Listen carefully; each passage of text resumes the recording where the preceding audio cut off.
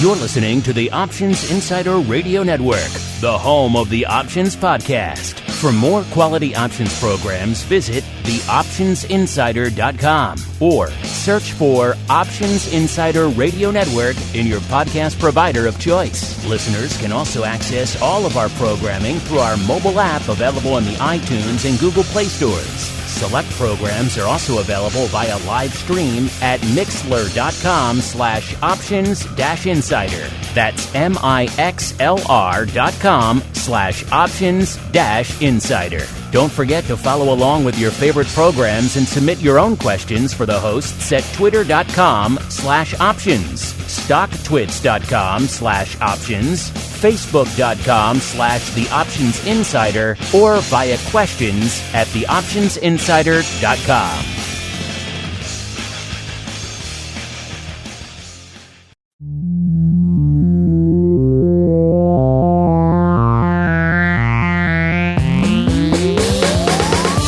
Join us now for the expert source for inside information on the options markets. It's time for Options Insider Radio with your host, Mark Longo.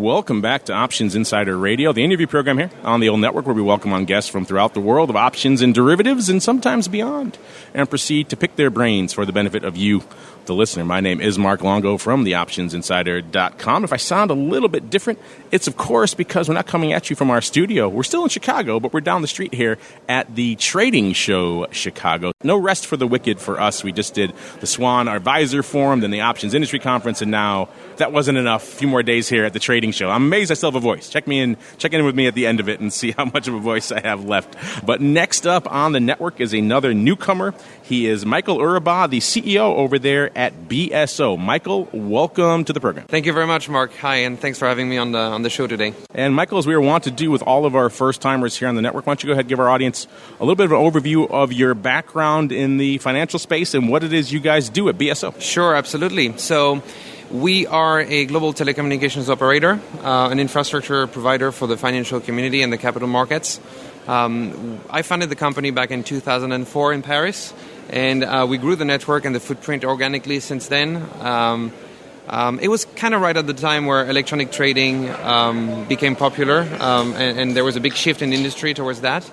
And we took a good look at the infrastructure market, and we realized that the big telco incumbents, such as the level 3s and others, when they happen to have a low latency fiber between key interesting locations for the capital markets, then they would market that.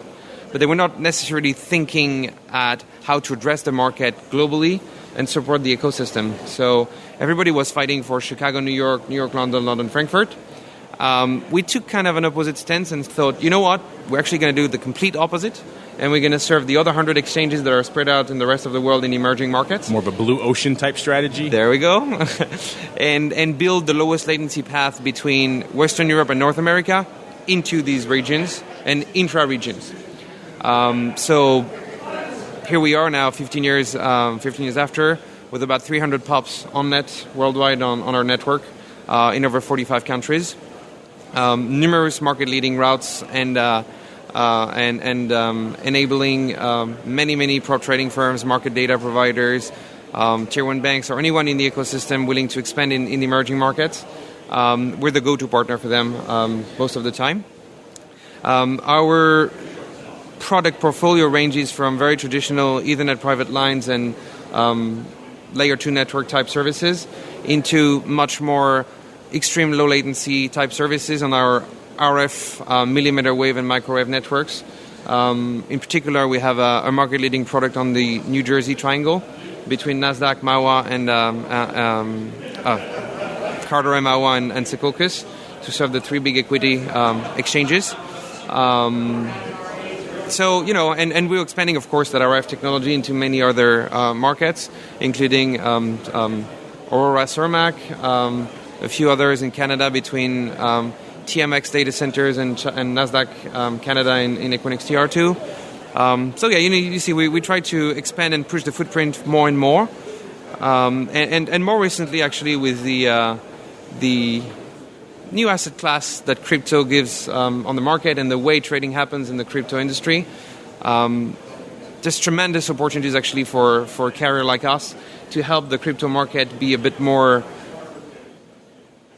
attentive to their needs, and their need is to have more and more liquidity in it. But if you want to attract liquidity that comes from institutional money, you need to have a much better way to access the stock exchanges and the crypto exchanges and matching engines than going over an IPsec VPN over internet. Because they cannot clear their position in case of a massive DDoS over internet or things like that, which we both know is a big problem. So we recently acquired a new company. We're going to make an announcement probably today or tomorrow, the press release of that company, which operates a massive SDN network worldwide that connects all the public cloud instances in all regions. So whether it's AWS, Microsoft Azure, or GCP, they already are connected everywhere. And the overlay of their SDN application, our global financial footprint, we're going to roll out a completely automated, auto-provisioned private bandwidth network from any capital markets data centers or liquidity venues into any instances in any public cloud regions. So, for example, somebody that's trading from NY4 or Aurora at CME and wants to trade some crypto exchanges in AWS Hong Kong or Microsoft Sydney, they can insert on our portal straight the instance of the virtualization cloud instance of that crypto exchange. They receive automatically by email the LOA to run the cross-connect in CME or NY4, and it's provisioned instantly for them. Once they're cross-connected, we can run multiple exchanges over the same cross-connect, and it's provisioned instantly.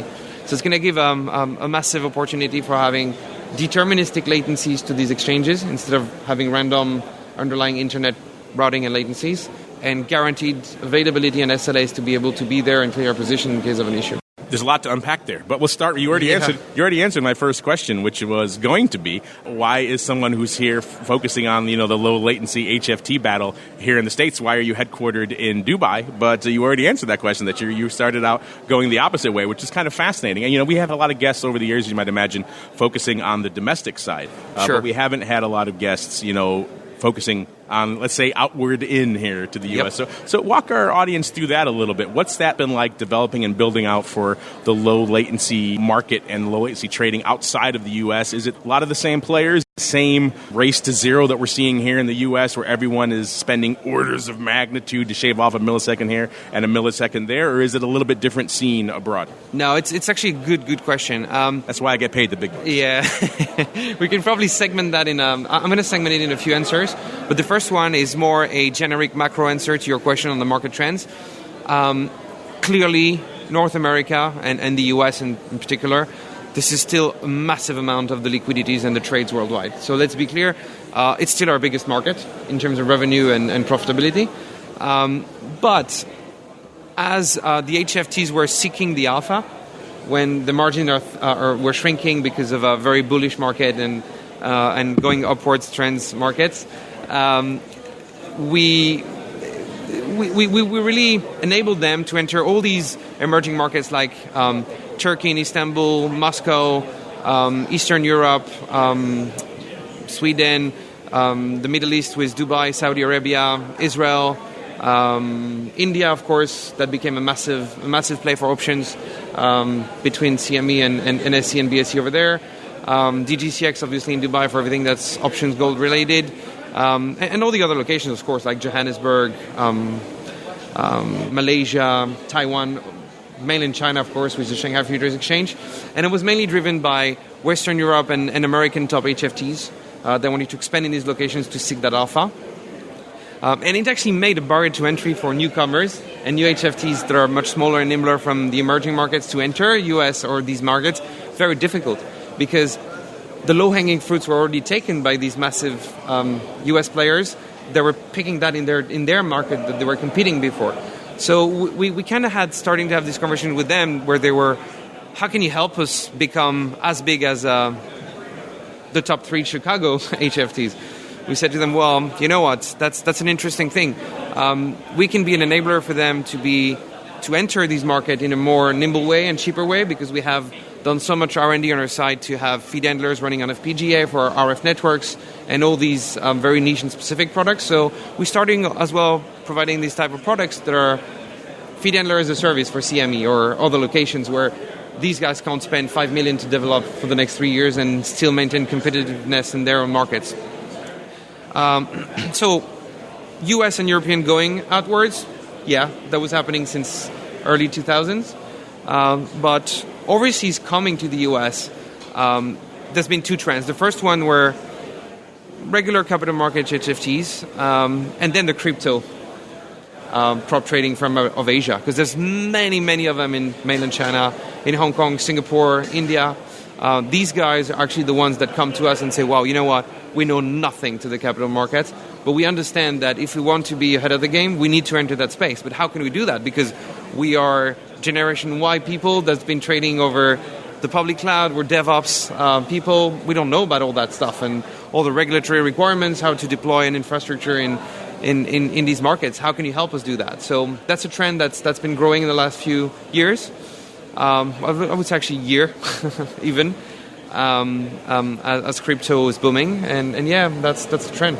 You know, that's fascinating to hear, because we have a lot of people come on the network talking all aspects of crypto, as you might imagine, front ends, back ends, execution, brokerage, all these other things. No one's really come to us to talk the connectivity side of crypto. I think there's a couple of reasons for that. First off, I think the inherent technology, right, is a bit of a limitation. Yep. Blockchain is the biggest roadblock you're going to have. It can do, a handful of transactions a second versus the orders of magnitude more you see on most general financial type ecosystems. Yep. So I'm guessing they're not coming to you for the low latency side of crypto, but it sounds like more the latter, what you're saying, the infrastructure, getting them build up, the regulatory side, maybe things, you're right, that they haven't traditionally had to deal with. Well, yeah, there's that. And there's also, well, you know what, they still come for low latency because they realize that they're starting to. We made a PR about a few months ago with a company called Kaiko that you probably know. They use us now for their market data infrastructure in our cloud platform, and they use our network to seed and seek the market data from the crypto exchanges, because latency matters in that instance because they need to be distributing that in an efficient manner. And when you start arbitraging multiple exchanges at the same time, because the crypto it's very much scattered, the cost and the price is dependent on various factors that each exchange consider to be the leading one, but the trading firms need to be able to cherry pick what's good. And latency starts to become a play even there, because I know that the completion of a transaction is dependent on blockchain, and time of processing is pretty high. That said, sending an order and executing an order and making a decision to order, latency has a play in that. So that's more like the custody side. You guys are going to start playing in that arena too? Because you're right, there is a huge gap there. It could be minutes, hours. Sometimes I hear horror stories of days. Yeah. So if you could add something to speed up that process, I'm sure people will be beating a path to your doorstep. Absolutely. And we also speak with some other people that are doing custody as a service, stake as a service, brokerage and all their members. They're actually thrilled at the idea to access a pool of users for their own service that they can't reach over internet. Let's say a big tier 1 bank that's in NY4 and Cermac, they want to connect to these guys to execute, but they can't do it over internet for their own regulation with their regulator. And they need guaranteed primary, second, and third path.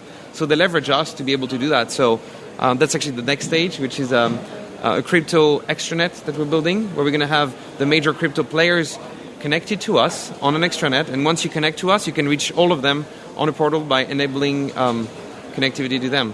One-stop shopping for all the various crypto. That's kind of our intention and our goal, yeah. It's in the roadmap. We're still not there yet, but probably a couple more months, and we'll be ready to put it out. It's interesting. I've been kind of taking the pulse of this from everyone who comes in on the institutional crypto side, because we've heard different things about institutions' demand, appetite for crypto out there. Obviously, end of 2017, when it was racing towards 20,000, everyone wanted to get into it. When it started, shall we say, plateauing in 2018 and then coming back down to maybe 10,000, we saw maybe some of that demand starting to ebb. And then, of course, now in the last month, it's had a bit back upturn again. Yes, yeah. Exactly. So I'm curious for you, as someone who interacts primarily with institutional players, did you see a drop-off in crypto demand over the last 6 months to a year? And also, maybe conversely, have you seen an uptick as a result of the recent uptick in the underlying?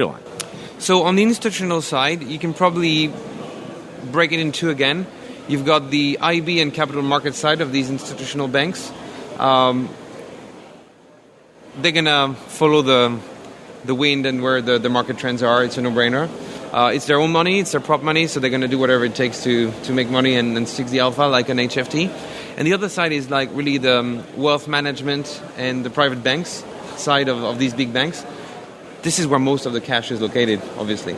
And it's following the trend of what their customers, which are the ultra-high net worth individuals or private desks or family offices, and how they want to diversify their investments. And I suppose that we start to have the conversation with their private bank side that say, you know what, we have a problem. We need to find a way to execute and buy cryptos because they want to hold assets in the crypto world. How can we do that? And that's when we start to have the conversation, and we thought about that ecosystem, because they were like, how can we do it? We don't know how to do it. We can't do it the way we're being presented right now. We can't do that. We cannot. So that's when we started that thought process, and we're seeing more and more demand. And it's actually coming from the Asian branches of the private banks, because there's a lot of billionaires in India, China, that want to diversify and get out of the local currency over there. They're not very easy to FX on large volumes. So they convert that locally in China and then exit with these large amounts, but they want to give it in custody with a big bank where they can leverage themselves and then do many other things. So that's basically a requirement that's been driven by the UHNWY individuals. So you're seeing a lot of the growth coming out of Asia. It sounds like the demand growth coming out of Asia, and then I suppose the infrastructure, the plumbing coming out of the more Western side. And I Correct. guess the two are meeting in the middle. I guess that's where you come in, right, Mike? That's where I'm coming from, and also where the money comes from, because at the end of the day, that's the driver of everything. And you're headquartered in Dubai. Is that just a logistical thing, or is there a growing crypto scene there as well? There's a big growing crypto scene in Dubai. Many players. I'm not based for that reason. I'm based over there because I'm halfway between Europe and Asia this way, and I can easily commute everywhere. The company is headquartered in Ireland, in Dublin. So I was going to say, I detected a little bit of an accent for you, not from the French. Dubai region. No, I'm French actually, so my accent is a bit mild, but I'm French. I'm from France. We got offices in about 12 countries. So we serve locally many of the demands in regions. But we opened Singapore and Hong Kong this year, and the commute from Europe was very painful, so obviously it was a natural fit for me to relocate somewhere where it could be halfway between Europe and Asia and pilot that efficiently. And aside from speaking to me, which I know is a tremendous feather in your cap there, what is it that brings you to Chicago and to the trading show here? Are you just looking to show the flag? You mentioned you have some announcements coming out. You're kind of checking in with a lot of clients. What brings you here? Yeah, absolutely. It's a mixture of all that. We've got a very large amount of customers in the trading community in Chicago, of course.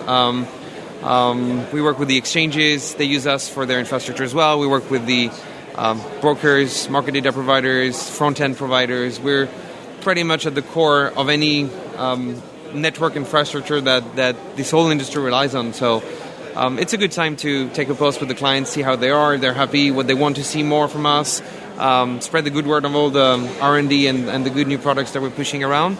And at the trading show, of course, it's the yearly checkpoint with this community and where we can have an audience at the same time and promoting that. We've got that big announcement coming on. We've got a second one that's going to come probably next week as well. Bad timing, but we can wrap it up for the show. Do you like to leave our audience a little bit of a tease, Michael? So if you want to give us a little bit of a hint, a little bit of a tease, you kind of touched on one already, but if you want to leave them wanting Sure. more, as they say. If you want to of course, leave them with a little bit of a hint of what's coming down the pike from you guys at BSO. Absolutely. Now is the time, sir. The floor is yours. So yeah, we're clearly working on. So the first announcement is that acquisition of a new company that's going to come this week, if not today. The next announcement is a new asset that we've been developing and building for the last 18 months that we're going to come and go to market with. It's going to be pretty. It's a brand new route. A new asset. Yeah, a new asset we built, which means a new route we're going to bring to the market between two exchanges, lowering the latency. So that's going to bring quite exciting new trading opportunities for the clients, and plenty of other stuff I can share. So we've been doing a large amount of investment in R&D on our radio for the RF side of things, and we're going to have a high-capacity network pretty soon deployed in the New Jersey metro area. Music to the ears of a lot of our U.S. audience absolutely. here, Michael. So let's say we're going to have near 20 gigs of capacity on the triangle. That's going to be pretty exciting because we can then serve quite a large amount of new products to the market. We were always capacity constrained, which means that the choice of the trading instruments that were sent on the RF network between these three data centers were limited. You were cherry-picking the high opportunities that you knew were going to have, and you were limiting yourself, especially on the options side of things, to be honest. That correlate a lot with other markets, and you were missing on opportunities. So that's going to have this extra 30% of profit that you can go seek with that, I suppose. And Michael, people want to learn more about these announcements you just mentioned that are coming up, or maybe want to kick the tires on your services for themselves. Where should they go? What should they do? We're here at the booth, obviously, so anybody can come to get more information from Kim and Steve that are based. Kim is based in Chicago permanently. Steve is based in New York, so the two of them are leading the point of contact for anybody willing more details, and anything that's going to be pretty technical. Our head of RF, Callum Gowan, and myself can answer all these very highly technical questions and answers. Is it just BSO.com they should go online? Oh, yeah, BSOnetwork.com. That's the way to go. You can find all the details over there. And we don't advertise a lot of information publicly, but the best is to reach out to one of the team members, and we're going to be able to drill and dig deeper in all the details, because I know they're very detail savvy. Well, Michael, it was a pleasure having you on, learning a little bit more about the low latency side of the crypto space. Absolutely, it was a pleasure to be on air with you. And I'm looking forward to seeing how all these initiatives you just mentioned, how they unfold in the marketplace in the coming months. Perfect. Thanks very much. You're listening to the Options Insider Radio Network, the home of the Options Podcast. For more quality options programs, visit theoptionsinsider.com or search for Options Insider Radio Network in your podcast provider of choice. Listeners can also access all of our programming through our mobile app available in the iTunes and Google Play stores. Select programs are also available via live stream at mixlr.com/options-insider. That's mixlr.com/options-insider. Don't forget to follow along with your favorite programs and submit your own questions for the hosts at twitter.com/options, stocktwits.com/options, facebook.com/theoptionsinsider, or via questions@theoptionsinsider.com.